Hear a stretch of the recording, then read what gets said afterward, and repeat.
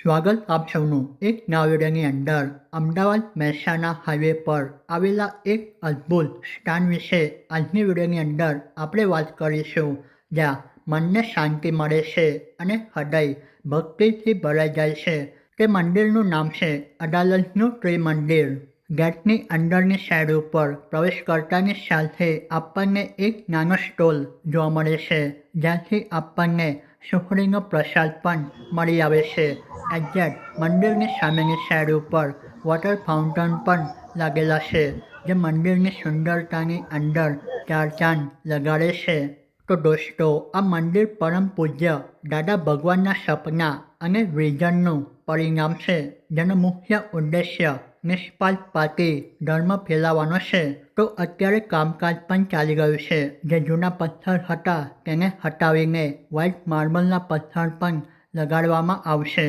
તો ચાલો આપણે સર્વ સાથે મળીને અંદરની સાઈડ ઉપર પ્રવેશ કરીશું. તો તમને જણાવી દઉં, અહીંયા મુખ્યત્વે 3 ધર્મનો સંગમ છે. એક જ છતની નીચે જૈન ધર્મ, શિવ ધર્મ અને વૈષ્ણવ ધર્મના દર્શન આપણને થાય છે.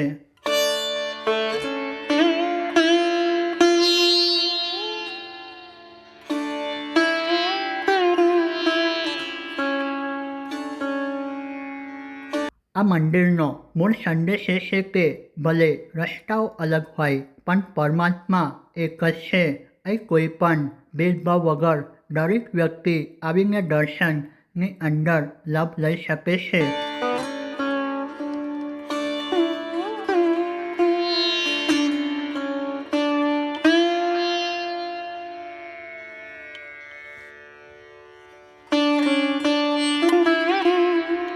તો દોસ્તો, હાઈવેની દોડધામ વચ્ચે આ એક એવો ટાપુ છે જ્યાં લોકો ધ્યાન અને આત્માની શાંતિ માટે પધારે છે.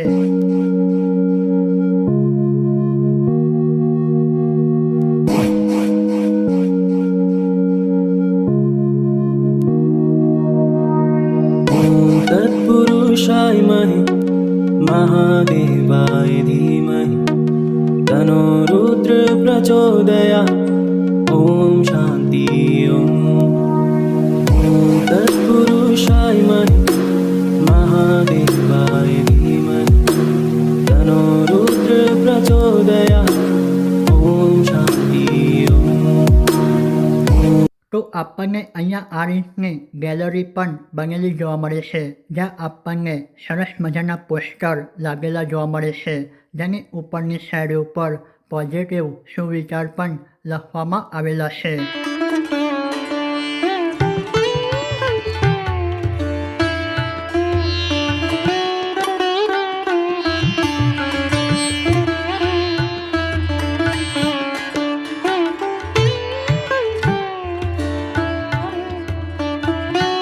મંદિરની આસપાસ સુંદર બગીચો પણ છે.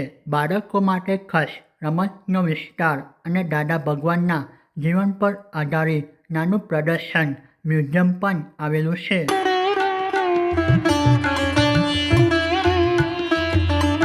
તો આપણને અહીંયા ભોજનની પણ સુવિધા જોવા મળે છે. મંદિરથી થોડાક આગળની સાઈડ ઉપર આવીશું તો સરસ મજાનો હોલ પણ બનેલો આપણને જોવા મળે છે. સરસ મજાના ટેબલ ઉપર બેસીને આપણે ભોજનનો લાભ લઈ શકીએ છીએ. પર પર્સનના 80 રૂપિયા પે કરવાના હોય છે. અડાલજનું ત્રિમંદિર એ માત્ર પથ્થરનું બાંધકામ નથી, પણ માનવતા અને આધ્યાત્મિકતાનો સંગમ છે. જો તમે ક્યારેય આ હાઈવે પરથી પસાર થાવ તો 10 મિનિટ રોકાઈને અહીંની સકારાત્મક ઉર્જાનો અનુભવ જરૂર કરવો જોઈએ.